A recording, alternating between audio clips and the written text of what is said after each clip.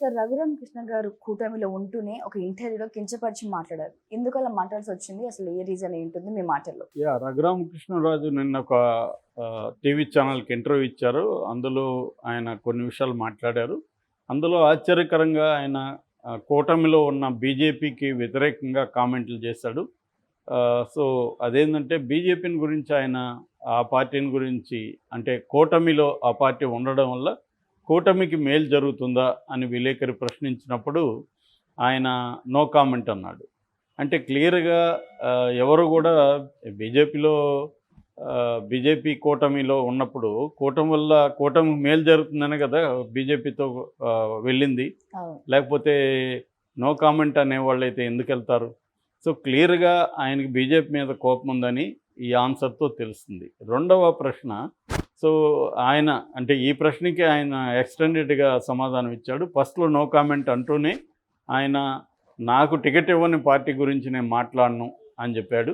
మళ్ళీ అక్కడి వరకు కూడా ఆయన గమ్మున ఉండలేదు. అడిగితే నాకు సభ్యత్వం లేదు కాబట్టి పార్టీ టికెట్ ఇవ్వలేమని అన్నారని చెప్పారు. నిజానికి సభ్యత్వం లేనోళ్ళకి కూడా వాళ్ళు ఇచ్చారు అనేది ఆయన చెప్పాడు. అంతవరకు ఆయన చెప్పిన దాంట్లో అబద్ధమేమి లేదు. అవును.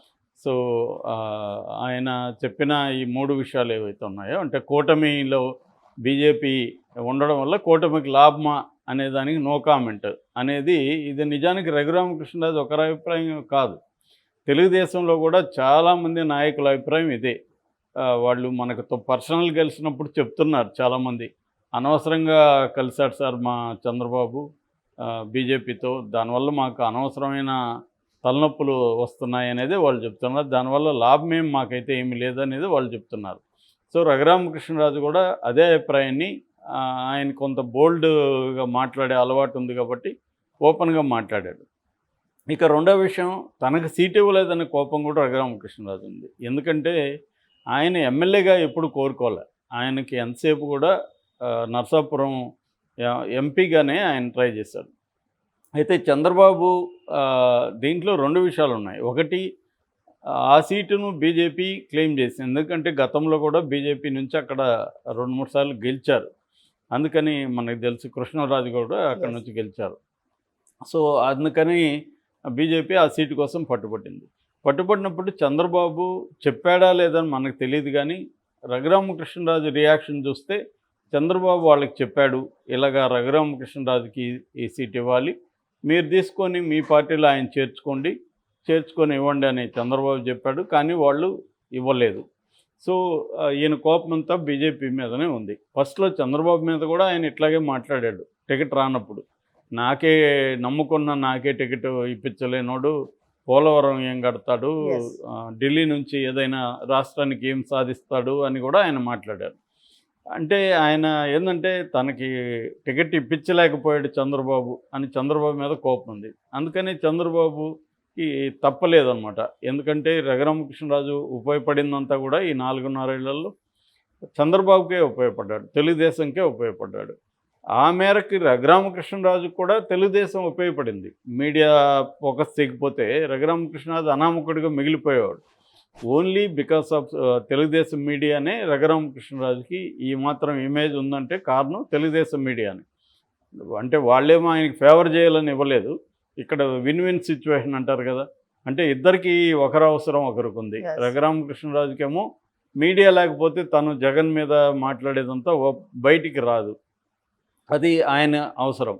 వీళ్ళకేమో జగన్‌కి వ్యతిరేకంగా అదే పార్టీలో ఎంపీగా ఉంటూ మాట్లాడుతున్నాడు కాబట్టి ఆ మేరకు జగన్‌కి డ్యామేజ్ జరుగుతుంది, ఇది మనకు ఉపయోగపడుతుంది అనేది వీళ్ళకి ఉన్నింది.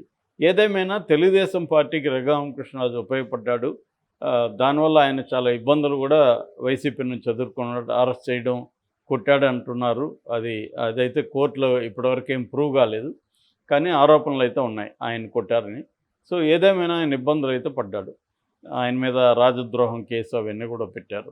సో, ఈ కాంటెక్స్‌లో రఘురామకృష్ణరాజుకి ఇవ్వాల్సిన బాధ్యత చంద్రబాబుకి అయితే పడింది. ఎందుకంటే ఆయన ఇంకొక ఆరోపణ కూడా అప్పుడు చేశాడు. బీజేపీని జగన్ ఇన్ఫ్లుయెన్స్ చేసి నాకు టికెట్ రానియకుండా చేశాడు అనేది కూడా ఆయన ఆరోపణ. అంటే ఆయన క్లియర్‌గా ఏం చెప్తున్నాడంటే బీజేపీ తెలుగుదేశం మాట కంటే కూడా జగన్ మాటే ఇప్పటికీ వింటుంది. అంటే నేషనల్ లెవెల్లో సెంట్రల్ బీజేపీ నాయకత్వం, కేంద్ర నాయకత్వం జగన్ మాట వింటుంది కానీ చంద్రబాబు మాట వినట్లేదు అనేది కూడా ఆయన ఓపెన్గానే చెప్పారు. సో ఈ కాంటెక్స్లో చంద్రబాబుకి ఒక ఛాలెంజ్ అయిపోయింది. ఈయనకి కానీ ఇప్పుడు టికెట్ ఇవ్వకపోతే కూటమికి యాంటీగా ఆయన పెద్ద మళ్ళీ వైసీపీకి యాంటీగా ఎలా మారాడో అలాగ మారుతాడు అన్న భయం కూడా వెలుకుంది. అది ఒక రకంగా స్టేట్ వైడ్ ఇష్యూ అయిపోయింది. సో దాంతో ఇవ్వక తప్పలేదు. ఇంకా మొత్తంగా ఆయన చంద్రబాబు తనకున్న అనుభవాన్ని ఇవన్నీ దృష్టిలో పెట్టుకొని అక్కడ ఆల్రెడీ ఉండిలేమో ఇద్దరు రామరాజుల మధ్య గొడవ ఉంది. ఒకరేమో శివరామరాజు, ఆయన అంతకుముందు 2 సార్లు ఉండి నుంచి తెలుగుదేశం తరపున ఎమ్మెల్యేగా ఎన్నికయ్యాడు. తర్వాత 2019లో ఆయన నర్సాపురం నుంచి ఎంపీగా కంటెస్ట్ చేసి ఓడిపోయాడు. ఆయన స్థానంలో అక్కడ మంతెన రామరాజు నిలబడ్డాడు. మంతెన రామరాజు గెలిచాడు ఎమ్మెల్యేగా. సో ఇప్పుడు చంద్రబాబు సిట్టింగ్ ఎమ్మెల్యేకి ఇవ్వాలని మంతెన రామరాజుకి ఇచ్చాడు. దానివల్ల శివరామరాజు హర్ట్ అయ్యాడు. హర్ట్ అయ్యి తను రెబల్గా నామినేషన్ వేశాడు, ప్రచారం చేసుకుంటున్నాడు. మంతెన రామరాజు కూడా తను ప్రచారం చేసుకుంటున్నాడు. దానికి సంబంధించిన కొంత ఖర్చు కూడా పెట్టుకున్నాడు. ఇప్పుడు మనకు తెలిసిన సమాచారం ఏంటంటే మంతెన రామరాజుకి అయిన ఖర్చుని మన రఘురామరాజు ఇచ్చేసేట్టుగా, అట్లాగే రేపు అధికారం వచ్చిన తర్వాత మంతెన రామరాజుకు ఒక ఏదైనా నామినేటెడ్ పోస్టు ఇస్తానని చంద్రబాబు హామీ ఇచ్చాడు. ఆ మేరకు మంతెన రామరాజు కోఆపరేట్ చేస్తానని చెప్పాడు. జరుగుతుంది. సో అక్కడ ఆయనకి కొంత ప్రాబ్లం అయితే ఉంది. ఎందుకంటే మంతెన రామరాజు కోఆపరేట్ చేసినా కూడా ఆయన అభిమానులు అక్కడ చాలా సీరియస్గానే ఉన్నారు, కోపంగానే ఉన్నారు. అంటే వాళ్ళు ఆల్మోస్ట్ ప్రచారంలోకి వెళ్ళిపోయి మన నాయకుడు మళ్ళీ గెలుస్తాడు, ఎందుకంటే 5 ఏళ్ల పాటు ఆయన ప్రతిపక్షంలో ఉండి అనేక ఇబ్బందులు పడ్డాడు, 18 ఏళ్ళుగా తెలుగుదేశాన్ని నమ్ముకొని ఉన్నాడు, కాబట్టి ఈసారి గెలిపించాలని పట్టుదలతుంటే రఘురామకృష్ణరాజు వచ్చాడు. నిజానికి ఆయన దానికి రఘురామకృష్ణరాజు ఉండి ఆయన కూడా కోరుకోలే, ఆయనకి ఇష్టం లేదు. రెండోది ఏంటంటే ఆయనతో ప్రాబ్లం అక్కడ ఉన్న తెలుగుదేశం నాయకులకి ఆయన అందుబాటులో ఉండరనే ఒక ఇది ఉంది. ఆయన ఢిల్లీలోనో హైదరాబాద్లోనూ కూర్చొని ఉంటారు, ఆయన కలవడానికి వెళ్తే ఉండరు. ఎంపీ కంటే కనీసం పర్వాలేదు ఎంతో కొంత, కానీ ఎమ్మెల్యే అంటే అనేక పనులు ఉంటాయి లోకల్గా కేడర్కి, ఏదొచ్చినా ఎమ్మెల్యే దగ్గరికి వెళ్ళాలి. అటువంటి ఎమ్మెల్యే అప్రోచబుల్గా లేనప్పుడు చాలా హెడ్ఏక్స్ వస్తాయి. సో అది చాలామందిలో ఇబ్బంది ఉంది. ఈ కాంటెక్స్లో రఘురామకృష్ణరాజు నిన్న బీజేపీకి వ్యతిరేకంగా మాట్లాడిన తీరు చూస్తే కూటమిలో రఘురామకృష్ణరాజు వల్ల కూటమికి ఇబ్బందులు కలుగుతాయా అనే ఒక వినిపిస్తుంది అన్నమాట. ఎందుకంటే ఆయన చెప్పిన వాయిసు నిజానికి చాలామంది వాయిసే అది, తెలుగుదేశంలో ఉండే చాలామంది నాయకుల వాయిస్నే ఆయన ఓపెన్గా చెప్పాడు. లేకపోతే ఆయనకు అంత ధైర్యం కూడా రాదు కదా. ఆయనకి తెలుసు తెలుగుదేశంలో చాలామందికి ఇష్టం లేదు చంద్రబాబు పెట్టుకున్నాడు అని.